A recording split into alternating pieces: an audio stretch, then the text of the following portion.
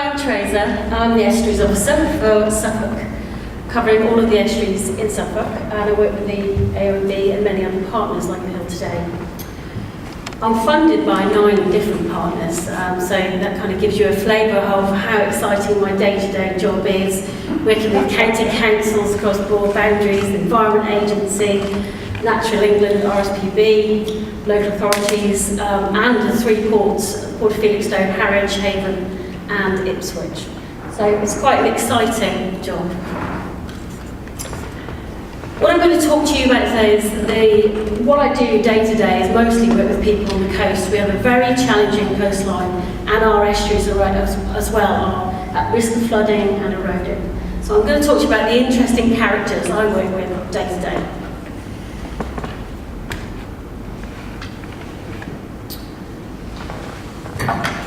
I'm going to go through 3 very different stories of 3 very different estuary partnerships on 3 different estuaries. So I've got a lot to get through. We've got the Alde and Ore at the top, where you're all going tomorrow if you're going to Orphaness, the Deben Estuary Partnership and the Store and Ore one. And they all have management groups as well as the Blythe Estuary, so all of our estuaries have community groups.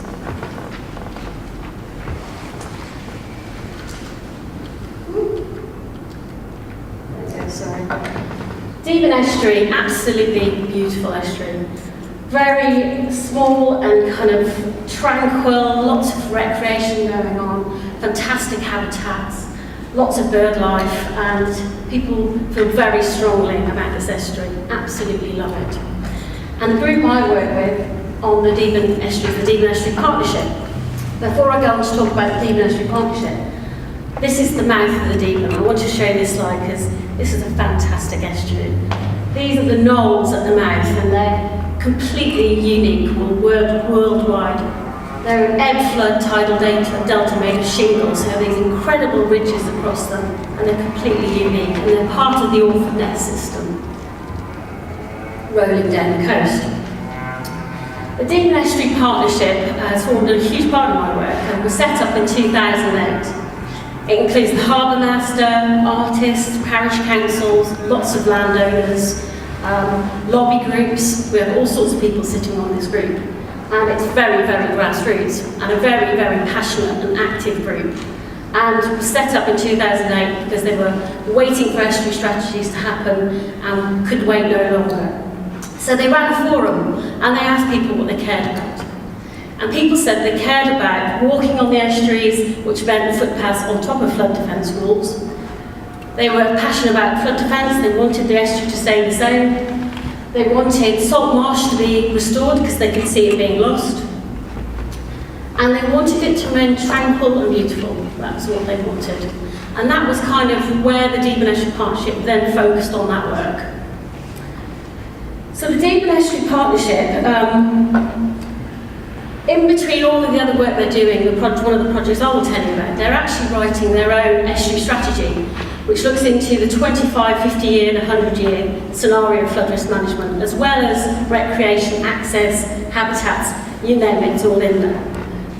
But this is a really special plan. I don't think there's anything like it in the country yet, because they are leading the way. They are writing this plan themselves with my support, the AONB and the Environment Agency in a tri-partnership. And that hasn't been done before. And also, this is going to be a planning document. And once the people in this estuary wanted to have teeth, because there's an awful lot of development pressure on this estuary. So therefore, they felt like, if we're going to spend the time putting a plan together, then it's got to have teeth and it's got to protect our beautiful estuary. So it's going to be adopted as a core planning document.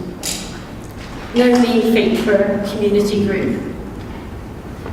The Deben is also very special for Suffolk because it has 40% of Suffolk salt marsh. And as you can see from this picture, the salt marsh is in very bad condition. I'm not sure how much you know about salt marsh. It's a very important habitat for fisheries, carbon storage,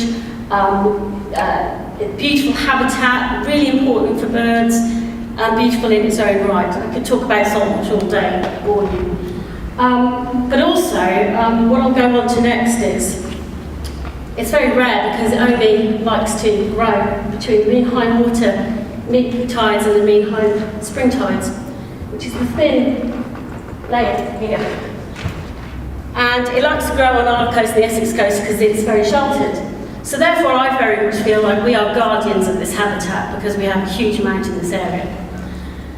But the other thing that is important for the communities on this coast, not only in Deben, is it's fantastic for defending flood defences. It's a natural flood defence.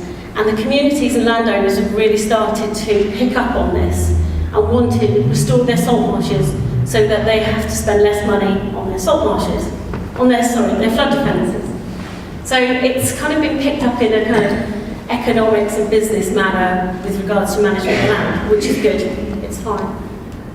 So one of the projects, this is Woodbridge on the Deben again, and I want to mention Simon Reid, who's a local artist, salt marsh fanatic like me, and has done many of the projects that we'll talk about in a minute. But we have done 2 salt marsh restoration projects on this estuary already, and they're working. Right at the top of the picture, we've done a project there, 16 hectares, and a very small project here. We're learning an awful lot about salt marsh restoration. And the reason we're doing salt marsh restoration is because people were saying managed realignment isn't being taken up on the coast. It's not very popular. So therefore, what are we doing in the meantime to manage our habitats? We're not going to come along with that debate of managed realignment unless you prove to us that we're managing salt marsh. So that's what we're doing on the Deben estuary. This is Tam, another local character who lives on the estuary, and this is us restoring 16 hectares of salt marsh at the top of the Deben. He's replacing dredgings and spoil out of a dock nearby, making sure that it goes back onto the wall. Therefore, this site now is more able to trap sediments, to raise the salt marsh up, to try and get it to keep up with itself. So it's a more natural. We aren't pumping sediments in, but it's catching up with its own processes. And this funny looking thing here is a valve that we've kind of designed to allow water into the site, but to slow it coming off the site so it leaves all the sediment behind. And it actually works, and I'll show you now how much it works. This was part of that site in 2010, before we did anything. And this was 2012, 2 years later. And all it is a funny bit of old fence, a bit of wood, and a bit of mud that's been placed, and it's starting to restore itself. And they should be very proud of themselves in this community. I want to move on to the Store and Orwell Estuaries Management Group. This straddles the border between Suffolk and Essex, has the port of Felixstowe and Harwich here, and at the top Ipswich. And right in the centre is the peninsula of Shotley Gate, which I'll talk to you about. Store and Orwell Estuaries is a very, very valuable SPA. 40,000 overwintering birds spend their time on this estuary. And they're absolutely fabulous, I love them. Shotley Gate, as I said, right in the middle of that picture, this is their hamlet of Shotley Gate, and their houses are right on the cliff frontage. They also have a right-of-way along the front, and they have a lovely mud flat and bit of salt marsh in front as well.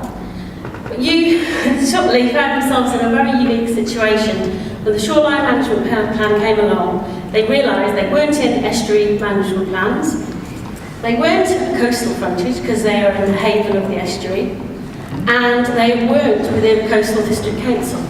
So therefore, there was no way of them actually going for funding for their project.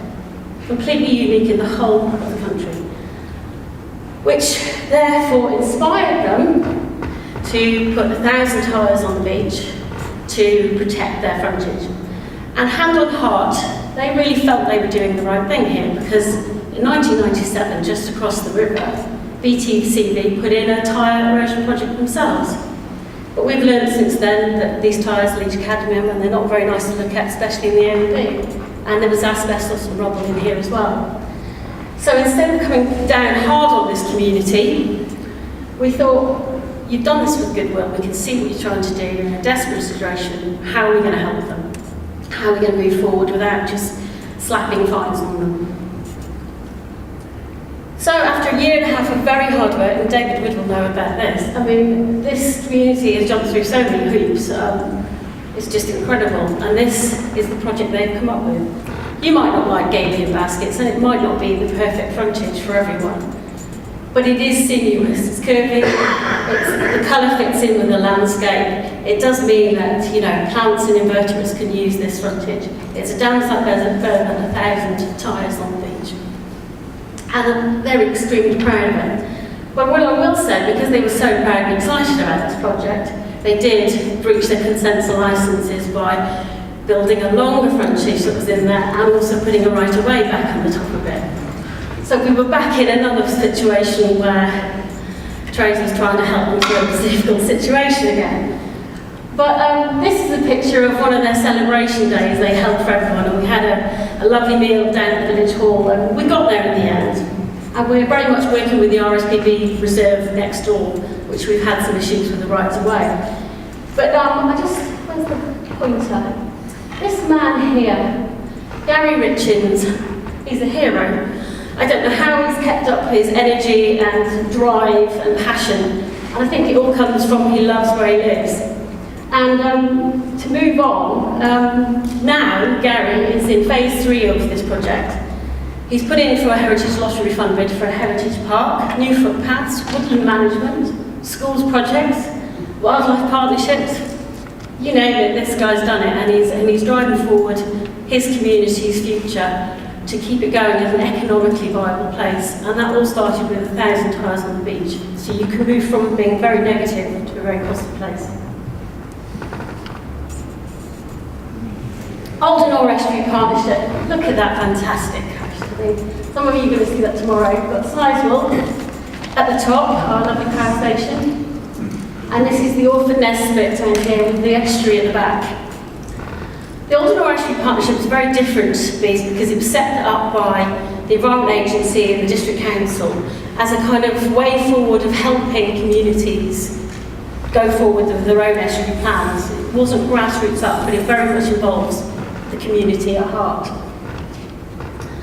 I put this picture up because I just think it's fantastic. Some of you are going there tomorrow. This is Orford Nest, the lighthouse here at the bottom, and this is the estuary snaking out to Shingle Street at the top here. And as you can see, there's very, very low-lying land behind here, which is very valuable farmland. And you can see the area here of Orford Nest, and the area of coast I'm going to be talking about next is here.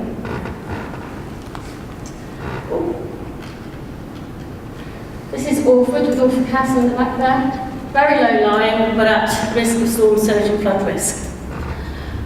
So the Alde and Ore Estuary Partnership have very, very clear links with the IDB and, Internal Drainage Board, the Environment Agency, Natural England, to actually look at a new innovative way forward to look at flood defence. And the project I'm going to talk about is the first of its kind, I think, ever.